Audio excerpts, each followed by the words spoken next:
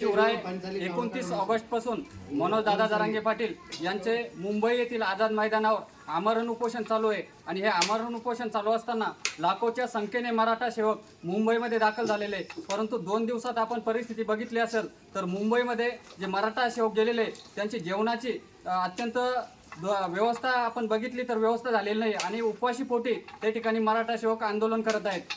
खरं तर गावगाड्यातील मराठा समाज हा खूप दान धर्म करणार आहे आणि आज गावगाड्यातील मराठा समाज हजारोच्या संख्येने एकवट होऊन जे मराठे मुंबईला गेलेले त्यांच्या जेवणाची व्यवस्था गावखेड्यातून करणार आहे आणि पुढचे 6 महिने जरी आंदोलन चालू राहिलं तरी मुंबईतील मराठ्यांना रसद पुरवायची ताकद गावखेड्यातील मराठ्यांमध्ये आहे। आणि हे आपण जर बघितलं तर आज माझ्या गावातील मराठा समाजाच्या वतीने या ठिकाणी मुंबईला जे मराठा सेवक गेलेले त्यांच्यासाठी जेवणाची व्यवस्था गावातून मराठा समाजाच्या वतीने करून देण्यात येत आहे।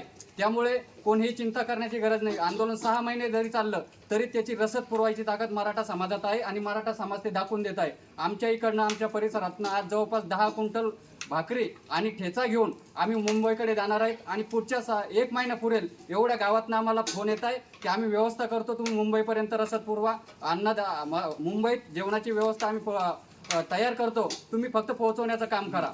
जय शिवराय, एक मराठा लाख मराठा।